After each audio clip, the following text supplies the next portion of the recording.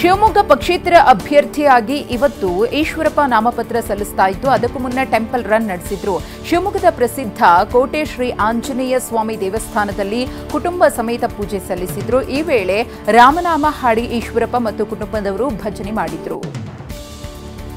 BJP ನಾಯಕರ ಮನವೊಲಿಕೆಗೆ ಬಗ್ಗದ KS Eshwarappa ನಾಮಪತ್ರ ಸಲ್ಲಿಸುವವರೆಗೂ ಕಾಯುವಂತೆ ಪಕ್ಷ ಸೂಚನೆ ಕೊಟ್ಟಿದೆ. ನಾಮಪತ್ರ ಸಲ್ಲಿಕೆ ಬಳಿಕ ನೋಟಿಸ್ ನೀಡಲು ಬಿಜೆಪಿ ತಯಾರಿ ನಡೆಸಿದೆ. ನಾಮಪತ್ರ ಸಲ್ಲಿಕೆ ಬಳಿಕ ಪಕ್ಷ ವಿರೋಧಿ ಚಟುವಟಿಕೆ ಆರೋಪದ ಅಡಿ ಶೋಕಾಸ್ ನೋಟಿಸ್ ನೀಡಿ ಶಿಸ್ತು ಕ್ರಮ ಕೈಗೊಳ್ಳುವ ಸಾಧ್ಯತೆ ಇದೆ. ಈ ಬಾರಿ ನಿಮ್ಮ ರೊಕ್ಕದ ಆಟ ನಡೆಯೋದಿಲ್ಲ. ಈ ಚುನಾವಣೆಯಲ್ಲಿ ಜನರು ರಾಘವೇಂದ್ರಗೆ ಬುದ್ಧಿ ಕಲಿಸ್ತಾರೆ ಅಂತ ಶಿಕ್ಷಣ ಸಚಿವ ಮಧು ಬಂಗಾರಪ್ಪ ವಿಶ್ವಾಸ ವ್ಯಕ್ತಪಡಿಸಿದ್ದಾರೆ. ಬಂಗಾರಪ್ಪನವರು ಕೊನೆಯ ಚುನಾವಣೆ ಸೋತಿದ್ರು, ಹೀಗಾಗಿ ಈ ಚುನಾವಣೆ ಮಹತ್ವ ಪಡೆದುಕೊಂಡಿದೆ ಅಂತ ಮಧು ಬಂಗಾರಪ್ಪ ಹೇಳಿದ್ರು. ಬೆಂಗಳೂರು ಗ್ರಾಮಾಂತರದಲ್ಲಿ DCM DK Shivakumar big operation ಮಾಡುವಲ್ಲಿ ಯಶಸ್ವಿಯಾಗಿದ್ದಾರೆ. ರಾತ್ರೋರಾತ್ರಿ ನೂರಾರು ದಳ ಕಾರ್ಯಕರ್ತರು ಕಾಂಗ್ರೆಸ್ ಸೇರ್ಪಡೆಯಾಗಿದ್ದಾರೆ. ಅಕ್ಕೂರು ದೊಡ್ಡಿ ಶಿವಣ್ಣ ಸೇರಿ ಚನ್ನಪಟ್ಟಣದ 300ಕ್ಕೂ ಹೆಚ್ಚು ಕಾರ್ಯಕರ್ತರು ಕಾಂಗ್ರೆಸ್ ಸೇರ್ಪಡೆಯಾಗಿದ್ದಾರೆ. ಇನ್ನು ರಾತ್ರೋರಾತ್ರಿ ಕಾಂಗ್ರೆಸ್ ಸೇರಿದ ಜೆಡಿಎಸ್ ಮುಖಂಡರಿಗೆ ಡಿಕೆ ಅಭಯ ನೀಡಿದ್ದಾರೆ. ನಮ್ ಜೊತೆ ಬನ್ನಿ, ನಿಮ್ ಜೊತೆ ನಾವ್ ಇರ್ತೀನಿ. ಜೆಡಿಎಸ್ಗಾಗಿ ನಿಮ್ಮ ಸಮಯ ವೇಸ್ಟ್ ಮಾಡ್ಕೋಬೇಡಿ. ಈವರೆಗೆ 4,000ಕ್ಕೂ ಹೆಚ್ಚು ಕಾರ್ಯಕರ್ತರು ಕಾಂಗ್ರೆಸ್ಗೆ ಬಂದಿದ್ದಾರೆ. ಕಾಂಗ್ರೆಸ್ಗೆ ಬರುವ ಎಲ್ಲರಿಗೂ ಸ್ವಾಗತ ಅಂತ ಡಿಕೆ ಹೇಳಿದ್ದಾರೆ. ನರೇಂದ್ರ ಮೋದಿ ಪ್ರಧಾನಮಂತ್ರಿಯಲ್ಲ, ಪ್ರಚಾರ ಮಂತ್ರಿ ಅಂತ ಕಲಬುರಗಿಯಲ್ಲಿ ಸಚಿವ ಪ್ರಿಯಾಂಕ್ ಖರ್ಗೆ ವಾಗ್ದಾಳಿ ನಡೆಸಿದ್ದಾರೆ. ಗೇಮಿಂಗ್ ಉದ್ಯಮಗಳಿಗೆ 2 ಲಕ್ಷ ಕೋಟಿ ರೂಪಾಯಿ ತೆರಿಗೆ ವಿಧಿಸಲಾಗಿದೆ. ಆದರೆ ಗೇಮಿಂಗ್ ಕಂಪನಿಗಳ ಹೂಡಿಕೆ ವಿದೇಶಕ್ಕೆ ಹೋಗ್ತಿದೆ ಅಂತ ಪ್ರಿಯಾಂಕ್ ಕಿಡಿಕಾರಿದ್ರು. ಖರ್ಗೆ ಅವರು ಚುನಾವಣೆಯ ಕಣದಿಂದ ಓಡಿ ಹೋಗಿದ್ದಾರೆ ಅಂತ ರಾಧಾ ಮೋಹನ್ ಅಗರ್ವಾಲ್ ವ್ಯಂಗ್ಯವಾಡಿದ್ದಾರೆ. ಕಲಬುರಗಿಯಿಂದ 9 ಬಾರಿ ಶಾಸಕ, 2 ಬಾರಿ ಸಂಸದರಾಗಿದ್ರು. ಅವರ ಮಗ ಸಚಿವನಾಗಿದ್ರು. ಖರ್ಗೆ ಇಲ್ಲಿ ನಿಲ್ಲೋಕೆ ಧೈರ್ಯ ಮಾಡಲಿಲ್ಲ ಅಂತ ಲೇವಡಿ ಮಾಡಿದ್ರು. ಬಾಗಲಕೋಟೆ ಲೋಕಸಭಾ ಕ್ಷೇತ್ರದ ಬಿಜೆಪಿ ಅಭ್ಯರ್ಥಿ ಪಿಸಿ ಗದ್ದಿಗೌಡರ್ ಪ್ರಚಾರ ಆರಂಭಿಸಿದ್ದಾರೆ. ನಗರದ ಮೋಟಗಿ ಬಸವೇಶ್ವರ ದೇವಸ್ಥಾನದಲ್ಲಿ ಪೂಜೆ ಸಲ್ಲಿಸಿ ಪ್ರಚಾರಕ್ಕೆ ಚಾಲನೆ ಕೊಡಲಾಯಿತು. ಶಿರೂರು, ಅಗಸಿ, ರೈಲು ಗೇಟ್, ದೊಡ್ಡ ಸಾಬಣ್ಣ ಗಲ್ಲಿ, ಕೌಲಾಪೇಟೆಯಲ್ಲಿ ಭರ್ಜರಿ ಪ್ರಚಾರ ನಡೆಸಲಾಯಿತು. ಅನುಮತಿ ಇಲ್ಲದೆ ಕಾಂಗ್ರೆಸ್ ಅಭ್ಯರ್ಥಿ ಬಾಡೂಟ ಆಯೋಜಿಸಿದ್ದಾರೆ ಅಂತ ಬಾಡೂಟವನ್ನು ವಶಪಡಿಸಿಕೊಂಡು ನಾಶ ಮಾಡಲಾಗಿದೆ.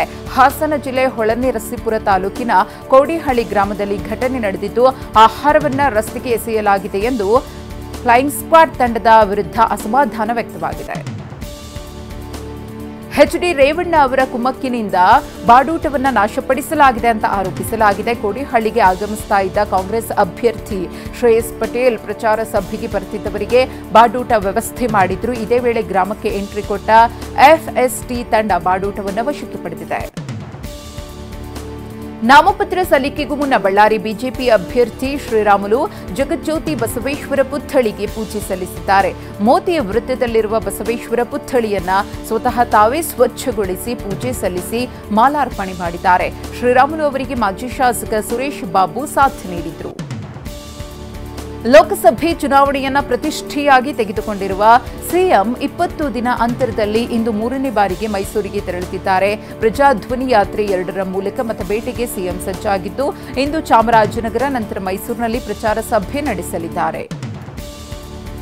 ಮಧ್ಯಾಹ್ನ 1 ಗಂಟೆಗೆ ನಂಜನಗೂಡಿನಲ್ಲಿ ಸಿಎಂ ಪ್ರಚಾರ ಮಾಡಲಿದ್ದಾರೆ. ಸಂಜೆ 5 ಗಂಟೆಗೆ ಎಚ್ಡಿ ಕೋಟೆಯಲ್ಲಿ ಪ್ರಚಾರ ಸಭೆಯಲ್ಲಿ ಭಾಗಿಯಾಗ್ತಾರೆ. ಬಳಿಕ ಸಂಜೆ ಮೈಸೂರಿನ ನಿವಾಸದಲ್ಲಿ ಸಿಎಂ ಸಿದ್ದರಾಮಯ್ಯ ವಾಸ್ತವ್ಯ ಹೂಡಲಿದ್ದು, ನಾಳೆ ಮೈಸೂರು ಕ್ಷೇತ್ರದಲ್ಲಿ ಪ್ರಚಾರ ಮಾಡಲಿದ್ದಾರೆ. ಮಂಡ್ಯದಲ್ಲಿ ಇಂದು ಎಚ್ಡಿಕೆ ಪರ ವಿಪಕ್ಷ ನಾಯಕ ಆರ್ ಅಶೋಕ್ ಪ್ರಚಾರ ನಡೆಸಲಿದ್ದಾರೆ.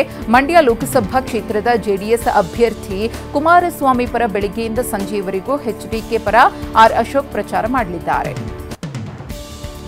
ಮಂಡ್ಯ ಕುರುಕ್ಷೇತ್ರ ಗೆಲ್ಲುವುದಕ್ಕೆ ಎಚ್ಡಿಕೆ ರಣತಂತ್ರ ಹೆಣೆದಿದ್ದಾರೆ. 8 ದಿನಗಳ ಕಾಲ 8 ಕ್ಷೇತ್ರಗಳಲ್ಲಿ ಒಂದೊಂದು ದಿನ ಬೃಹತ್ ಸಮಾವೇಶಕ್ಕೆ ಪ್ಲಾನ್ ಮಾಡಲಾಗಿದೆ. ಏಪ್ರಿಲ್ 16ರಿಂದ 24ರವರೆಗೆ ಮಂಡ್ಯದಲ್ಲಿ ಬೃಹತ್ ರೋಡ್ ಶೋ ನಡೆಸುವ ಮೂಲಕ 8 ದಿನ ಕ್ಯಾಂಪೇನ್ಗೆ ನಿರ್ಧರಿಸಲಾಗಿದೆ. ನನ್ನನ್ನ ಕೆಡವಲು ಎಲ್ಲಾ ಕಡೆಯಿಂದ ರೊಕ್ಕ ಬಂದಿದ್ವು, ಯಾಕಂದ್ರೆ ಮುಂದೆ ನಮ್ಮಲ್ಲೊಬ್ರು ಸಿಎಂ ಆಗಲು ತಯಾರಾಗಿದ್ದಾರೆ. ಆದ್ರೆ ಈ ಸಲ ಬಿಜೆಪಿ ಅಧಿಕಾರಕ್ಕೆ ಬಂದ್ರೆ ಉತ್ತರ ಕರ್ನಾಟಕದವರು ನಾವೇ ಮುಖ್ಯಮಂತ್ರಿ ಆಗೋದು ಅಂತ ಯತ್ನಾಳ್ ಹೇಳಿದ್ದಾರೆ. ರಾಜ್ಯದಲ್ಲಿ ಮುಂದೆ ಬಿಜೆಪಿ ಸರ್ಕಾರ ಬಂದ್ರೆ ನಾನೇ ಮುಖ್ಯಮಂತ್ರಿ ಆಗ್ತೀನಿ ಅಂತ ಬಿಜೆಪಿ ಶಾಸಕ ಬಸನಗೌಡ ಪಾಟೀಲ್ ಯತ್ನಾಳ್ ಟವೆಲ್ ಹಾಕಿದ್ದಾರೆ. ಬೆಳಗಾವಿ ಜಿಲ್ಲೆಯ ಅಥಣಿಯಲ್ಲಿ ನಡೆದ ಬಿಜೆಪಿ ಕಾರ್ಯಕರ್ತರ ಸಮಾವೇಶದಲ್ಲಿ ಭಾಷಣದ ವೇಳೆ ಯತ್ನಾಳ್ ಸಿಎಂ ಆಗೋ ಇಂಗಿತ ವ್ಯಕ್ತಪಡಿಸಿದ್ದಾರೆ. ಚಿಕ್ಕೋಡಿ ಬಿಜೆಪಿ ಅಭ್ಯರ್ಥಿ ಅಣ್ಣಾ ಸಾಹೇಬ್ ಜೊಲ್ಲೆ ಪರ ಯತ್ನಾಳ್ ಮತಯಾಚನೆ ನಡೆಸಿದ್ರು. ಅಥಣಿ ಸಮಾವೇಶದಲ್ಲಿ ಜಾರಕಿಹೊಳಿ ಕುಟುಂಬದ ವಿರುದ್ಧ ಗುಡುಗಿದ ಯತ್ನಾಳ್, ಜಾರಕಿಹೊಳಿ ಮನೆ ಮುಂದೆ ಹೋಗಿ ಯಾಕೆ ಕಾಲು ಬೀಳ್ತೀರಾ, ಜಾತಿ ಅಂತ ನೋಡದೆ ದೇಶ ಉಳಿಸೋದಕ್ಕಾಗಿ ಎಲ್ಲರೂ ವೋಟ್ ಹಾಕಿ ಅಂತ ಹೇಳಿದ್ರು. 37 ಸ್ಥಾನ ತಗೊಂಡು ಪಪ್ಪು ಪ್ರಧಾನಿ ಆದರೆ ಪಶ್ಚಿಮ ಬಂಗಾಳದಿಂದ ಮಮತಾ ಚಪ್ಪಲಿ ಎಸೆತಾಳೆ ಅಂತ ರಾಯಚೂರಿನಲ್ಲಿ ಬಿಜೆಪಿ ಶಾಸಕ ಶಿವರಾಜ್ ಪಾಟೀಲ್ ಹೇಳಿದ್ದಾರೆ.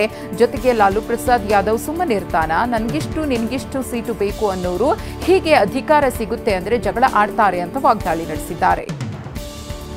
ಮಂಡ್ಯದಲ್ಲಿ ಮೈತ್ರಿ ಧರ್ಮ ಪಾಲಿಸುತ್ತಿರುವ ಮಾಜಿ ಸಂಸದ ಎಲ್ಆರ್ ಶಿವರಾಮೇಗೌಡ ಬೆಂಗಳೂರಿನ ದಕ್ಷಿಣ ಲೋಕಸಭಾ ಕ್ಷೇತ್ರದಲ್ಲಿ ಕಾಂಗ್ರೆಸ್ ಪರ ಪ್ರಚಾರ ನಡೆಸುತ್ತಿದ್ದಾರೆ. ಇದನ್ನ ಮಂಡ್ಯ ಜೆಡಿಎಸ್ ಮುಖಂಡ ಚೇತನ್ ಗೌಡಗೆ ಕಾರ್ಯಕರ್ತರೊಬ್ಬ ಫೋನ್ನಲ್ಲೇ ಪ್ರಶ್ನೆ ಮಾಡಿರುವ ಆಡಿಯೋ ಕೂಡ ಬಹಿರಂಗವಾಗಿದೆ. ದಾಖಲೆ ಇಲ್ಲದೆ ಸಾಗಿಸ್ತಾ ಇದ್ದ 12.50 ಕೋಟಿ ಮೌಲ್ಯದ ಗೋಲ್ಡ್ ಡೈಮಂಡ್ ಅನ್ನು ವಶಕ್ಕೆ ಪಡೆಯಲಾಗಿದೆ. ದಾವಣಗೆರೆ ನಗರದ ಲೋಕಿಕೆರೆ ಚೆಕ್ ಪೋಸ್ಟ್ ಬಳಿ ಪತ್ತೆಯಾಗಿದ್ದು, ಆಭರಣ ಸಾಗಾಟಕ್ಕೆ ಸರಿಯಾದ ಮಾಹಿತಿ ನೀಡದ ಹಿನ್ನೆಲೆಯಲ್ಲಿ ಚಿನ್ನವನ್ನು ವಶಕ್ಕೆ ಪಡೆಯಲಾಗಿದೆ. ಇಂದು ಪ್ರಧಾನಿ ಮೋದಿ ಜಮ್ಮು ಕಾಶ್ಮೀರ ರಾಜಸ್ಥಾನದಲ್ಲಿ ಪ್ರಚಾರ ಸಭೆಗಳಲ್ಲಿ ಭಾಗಿಯಾಗಲಿದ್ದಾರೆ. ಬೆಳಗ್ಗೆ ಜಮ್ಮು ಕಾಶ್ಮೀರದ ಉಧಂಪುರ್, ರಾಜಸ್ಥಾನದ ಬಾರ್ಮರ್ನಲ್ಲಿ ಮಧ್ಯಾಹ್ನ 2:15ಕ್ಕೆ ಪ್ರಚಾರ ಸಭೆ ನಡೆಯಲಿದೆ. ಸಂಜೆ 4:45 ಹೊತ್ತಿಗೆ ರಾಜಸ್ಥಾನದ ದೌಸಾದಲ್ಲಿ ರೋಡ್ ಶೋವನ್ನು ಆಯೋಜನೆ ಮಾಡಲಾಗಿದೆ. ದೆಹಲಿ ಅಬಕಾರಿ ನೀತಿ ಹಗರಣ ಸಂಬಂಧ ಈಗಾಗಲೇ ಜೈಲು ಪಾಲಾಗಿದ್ದ ಬಿಆರ್ಎಸ್ ನಾಯಕಿ ಕೆ ಕವಿತಾ ಅವರನ್ನ ಸದ್ಯ ಸಿಬಿಐ ಬಂಧಿಸಿತ್ತು. ಇಂದು ಕೋರ್ಟ್ ಮುಂದೆ ಕೆ ಕವಿತಾ ಅವರನ್ನ ಹಾಜರುಪಡಿಸಿದೆ. ಹೆಚ್ಚಿನ ವಿಚಾರಣೆಗಾಗಿ ಕವಿತಾ ಅವರನ್ನ ಸಿಬಿಐ ವಶಕ್ಕೆ ಪಡೆಯುವ ಸಾಧ್ಯತೆ ಇದೆ. ಇಂದಿರಾ ಗಾಂಧಿ ಕೊಂದ ಹಂತಕ ಪುತ್ರ ಬಿಯಾಂತ್ ಸಿಂಗ್ನ ಲೋಕಸಭೆ ಚುನಾವಣಾ ಅಖಾಡಕ್ಕಿಳಿದಿದ್ದಾರೆ. ಚುನಾವಣೆಯಲ್ಲಿ ಪಕ್ಷೇತರ ಅಭ್ಯರ್ಥಿಯಾಗಿ ಪಂಜಾಬ್ನ ಫರೀದ್ ಕೋಟ್ ಕ್ಷೇತ್ರದಿಂದ ಕಣಕ್ಕಿಳಿಯುವುದಾಗಿ 45 ಹರೆಯದ ಸರ್ಬ್ಜೀತ್ ಸಿಂಗ್ ಹೇಳಿದ್ದಾರೆ.